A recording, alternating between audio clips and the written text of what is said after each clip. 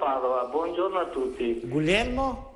Italo Guglielmo Miloso Padova. Sì. Buongiorno a tutti. Mi rivolgo all'avvocato Morosin. Anch'io sono rimasto molto dispiaciuto per l'esito elettorale alle ultime elezioni regionali che si sono tenute in Veneto. Però non attribuisco nessuna responsabilità all'avvocato Morosin, che so che si è impegnato col massimo delle sue forze. Io ce l'ho con il popolo veneto che è andato a votare a queste ultime regionali, meno persone hanno votato nelle ultime regionali rispetto alle precedenti, quando c'era una possibilità di avere un'alternativa politica.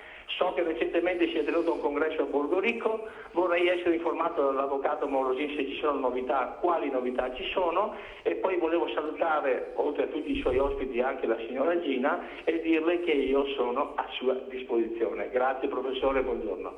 Buongiorno Italo, grazie per la telefonata. Risposta radio perché una telefonata? Ma a Flash, anche un altro telespettatore prima aveva accennato alla questione elettorale, una signora mi pare di Loreggia se non erro, e quindi rispondiamo a tutti e due.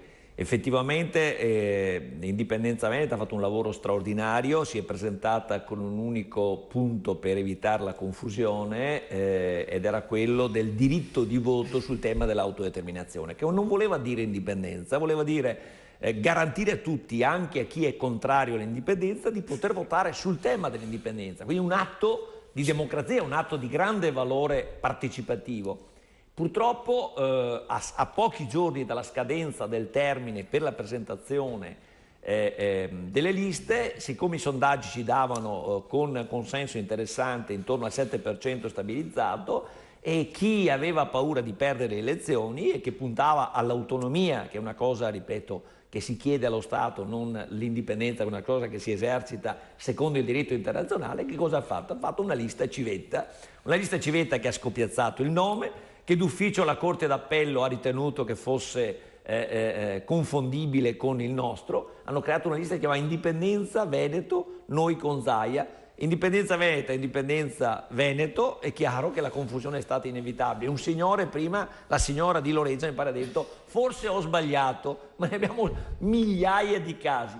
Purtroppo la Corte d'Appello ha detto una cosa, il TAR ne ha detto un'altra, ma alla giustizia italiana noi crediamo poco. In ogni caso un legislatore così confuso non poteva che conseguire un risultato così. Fermo restando però il fatto che Indipendenza Veneta è ripartita alla grande, perché abbiamo un progetto straordinario, abbiamo messo in moto le consulte, che cosa sono? Partecipazioni di tutti gli iscritti per dare proposte sulle tematiche. Bisogna partire dai problemi della gente, dai problemi quotidiani, dal fatto delle pensioni, dal fatto per esempio che lo Stato non sarà in grado più di pagare le pensioni, altro che la sentenza della consulta che ha detto che è illegittimo quello che ha fatto il governo.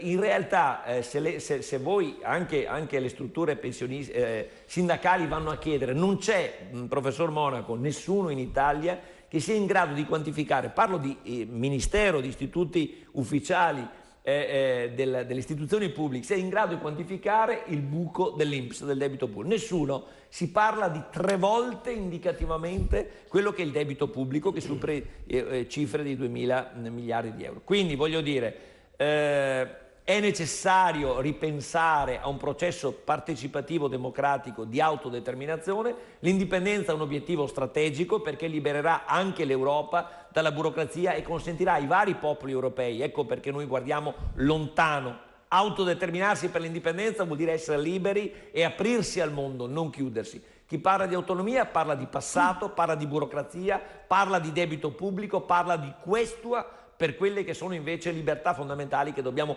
riprenderci con energia, coinvolgendo la gente, i cittadini. Indipendenza Veneta c'è, è viva, è dinamica, ecco perché rispondo agli elettori, agli telespettatori che ci hanno chiesto, seguiteci e troverete motivo per aderire, per convincervi che il cambiamento è possibile democraticamente. C'è una lotta qua, c'è la Gina che